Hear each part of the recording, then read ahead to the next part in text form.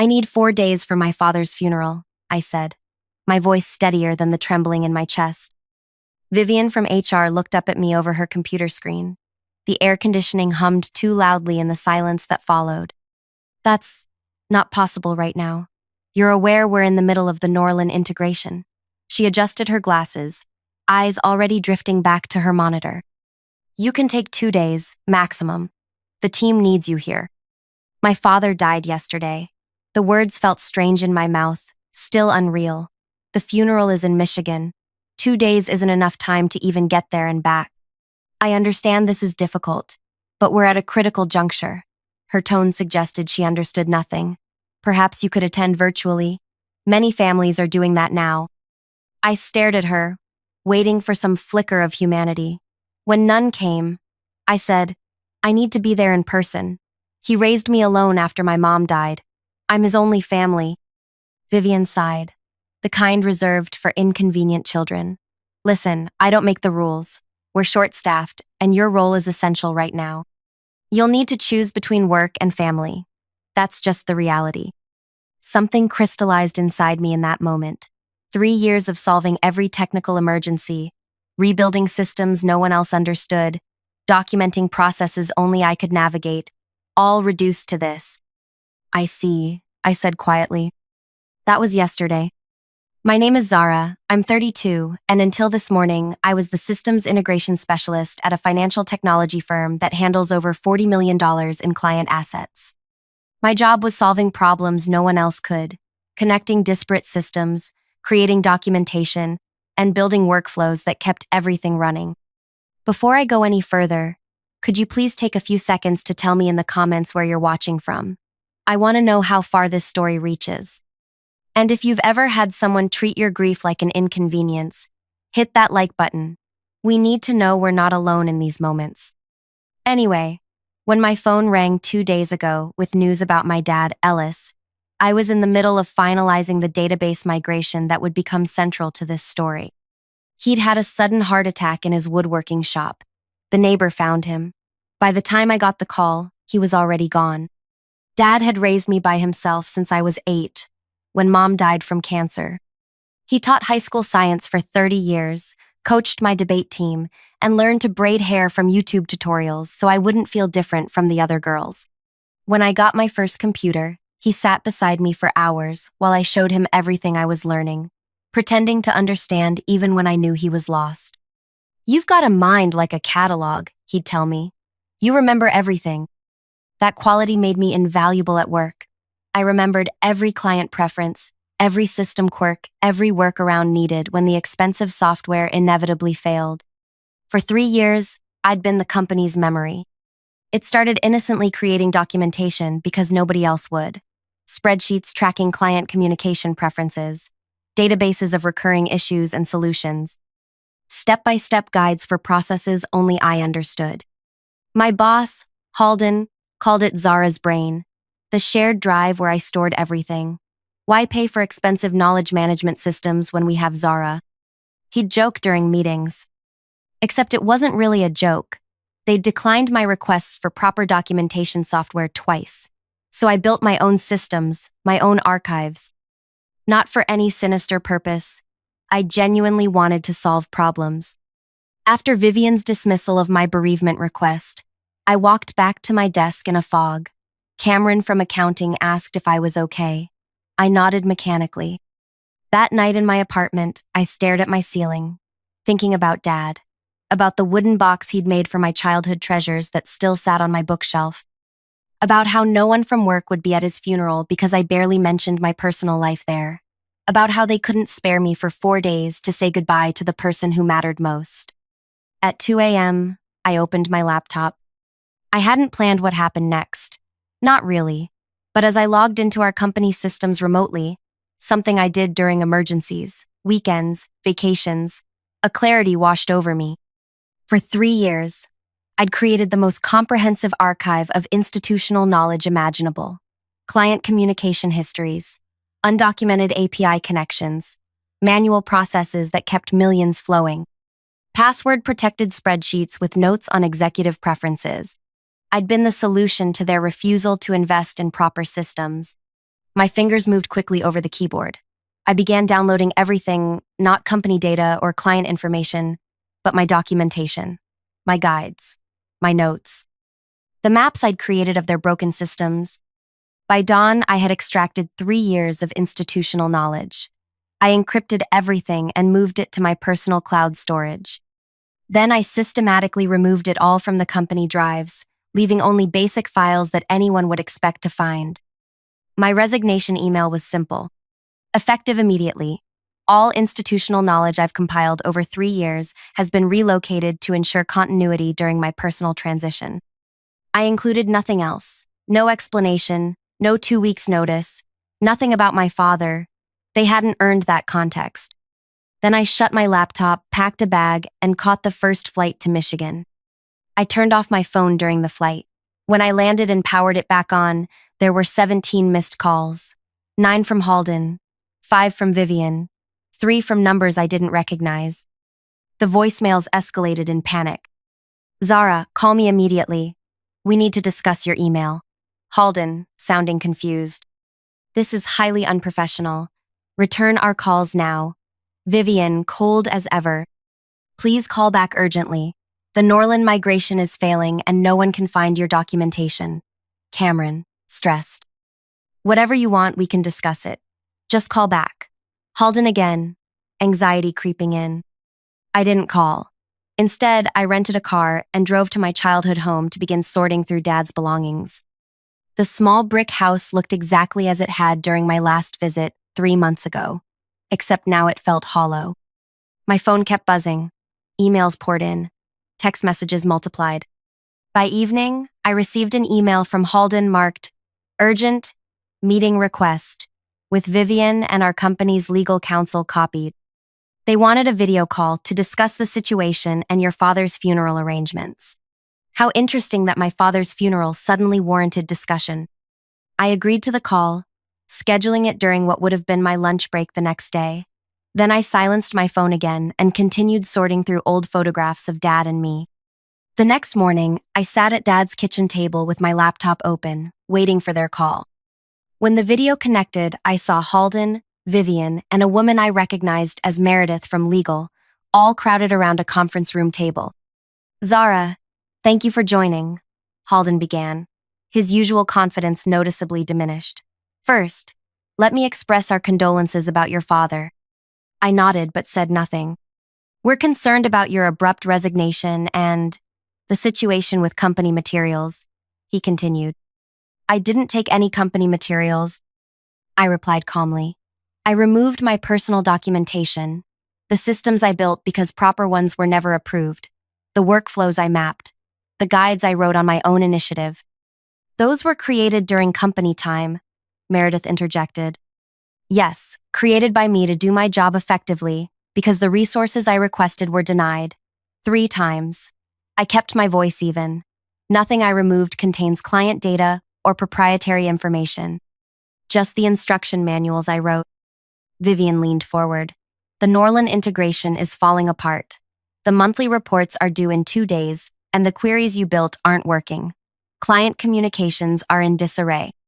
"That sounds stressful," I said. The silence stretched uncomfortably. "Zara," Halden finally said, "we're prepared to discuss your bereavement leave. 4 days is absolutely reasonable. We can hold your position." "I already resigned," I interrupted. "We're willing to disregard that email given the circumstances," Vivian said quickly. "Grief can cause impulsive decisions." I looked at them through my screen. 3 people who'd never seen me as more than a function, a resource to be optimized. "2 days ago, you told me to choose between work and family," I said, looking directly at Vivian. "I've made my choice." "Please be reasonable," Halden pleaded. "The Norland presentation is tomorrow. We can't access half the systems without your documentation." "That's unfortunate," I replied. "What do you want?" Vivian asked bluntly. "A raise? More vacation time? What will it take to resolve this situation immediately?" I felt a strange calm as I realized they still didn't understand. They thought this was a negotiation tactic. "This isn't about leverage," I told them. "You made it clear where I stood in the company's priorities. I'm simply respecting that clarity by removing myself from the equation. We're prepared to offer you a senior position with a 30% salary increase and flexible work arrangements, Halden said desperately. Just help us through the next 2 weeks. I looked down at the table where a stack of sympathy cards from Dad's former students and colleagues sat. People who valued him. People who understood what mattered. My father's funeral is on Thursday, I said. I'll be busy until next Monday dealing with his estate. After that, I'd be willing to consult at $300 per hour with a minimum engagement of 20 hours per week to help transition my knowledge. My first availability would be next Tuesday. Their faces registered shock at the figure, nearly triple my effective hourly rate. That's extortionate, Vivian sputtered. No, I corrected her. That's the market rate for emergency specialized consulting when organizations find themselves without critical institutional knowledge. You can take it or leave it. This borders on extortion, Meredith warned. I've made no threats. I've taken no company data. I've simply resigned and removed my personal documentation, I said. Check your employment contracts. There's no clause requiring employees to leave behind personal notes or systems they've created to compensate for inadequate resources. I watched them exchange glances, knowing Meredith had already verified this or she wouldn't be negotiating. 10 hours, Halden countered. 10 hours at your consultant rate to get us through the Norland presentation. 20 hours minimum engagement, payable in advance, I repeated. I'm not interested in negotiating. You decide if the knowledge is worth the cost. Without waiting for a response, I added, I need to go now. The funeral home is waiting for me to select my father's casket. You know how important these family matters are. I disconnected before they could respond.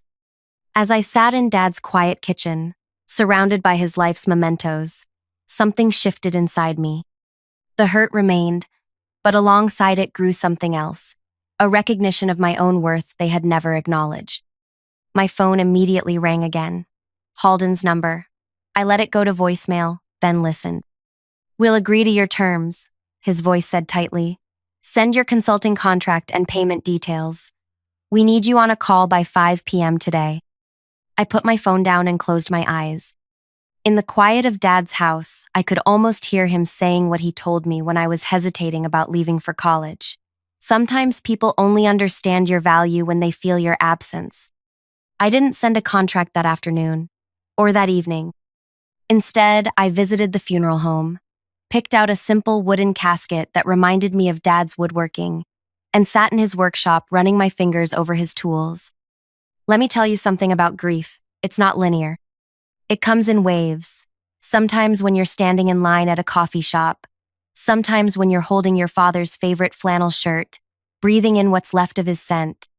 That day, it hit me as I found a small wooden pendant he'd been working on with my initials carved into it, an unfinished gift. My phone kept buzzing with increasingly desperate messages. The Norland presentation is falling apart. Legal is prepared to approve your contract immediately. Please respond ASAP. I silenced them all and continued sorting through Dad's belongings. The funeral was still 2 days away. I had time. On Thursday morning, I stood in the small chapel where both my parents' funerals had now been held.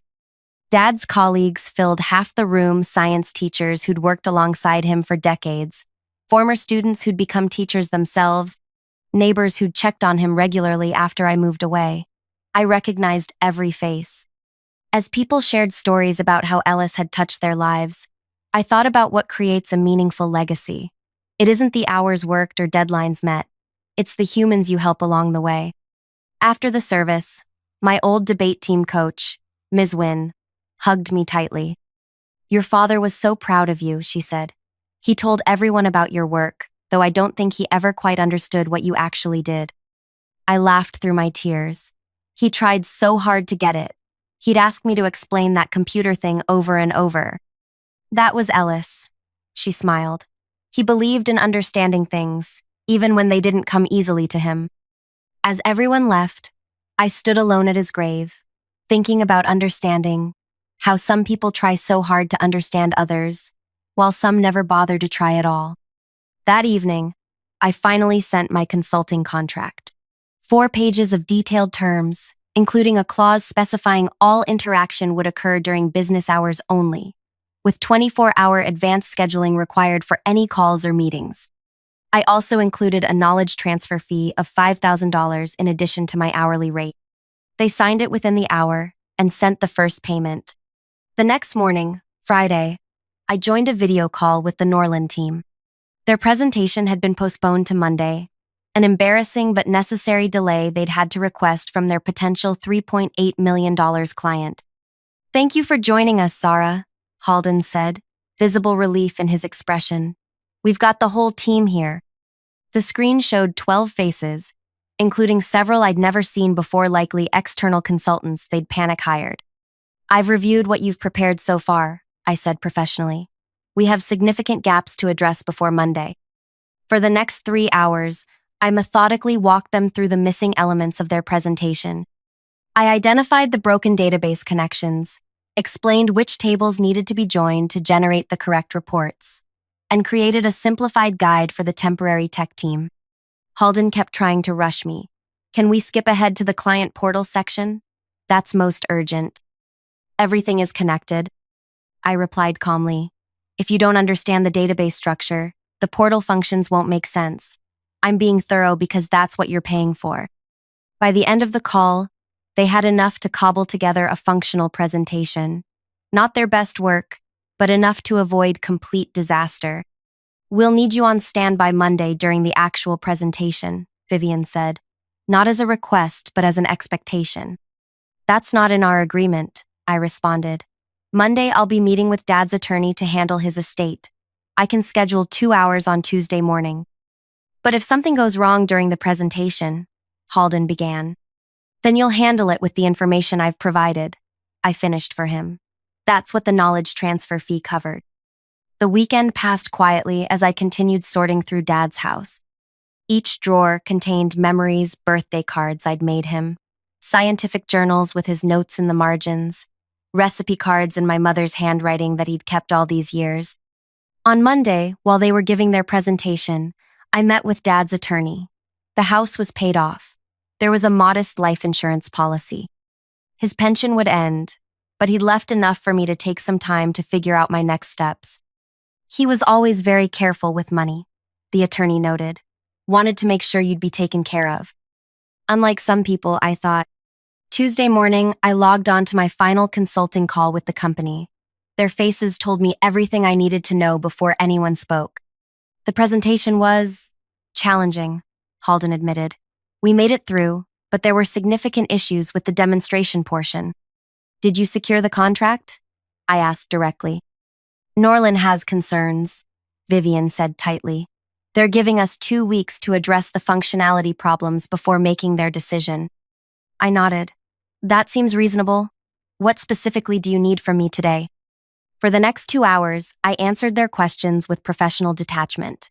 I created additional documentation, explained system connections, and provided clear steps for their new team to follow. As our scheduled time neared its end, Halden cleared his throat. "Zara, we'd like to discuss your return to the company." I raised an eyebrow. "My return?" "Yes," he continued. "We're prepared to offer you a Director of Knowledge Systems position. It would include a team of 3, a 50% salary increase, remote work options, and a seat on the executive committee." I noticed Vivian's tight smile. This hadn't been her idea. "That's quite a change from denying 4 days of bereavement leave," I observed. Vivian shifted uncomfortably. "We've recognized there were institutional failures in how we handled your request." "What's fascinating," I said, leaning closer to my camera, "is that it took a financial threat for that recognition to occur. Not human decency, not company loyalty, not 3 years of solving every problem thrown at me, just the risk of losing money." "That's not entirely fair," Halden protested weakly. "Isn't it?"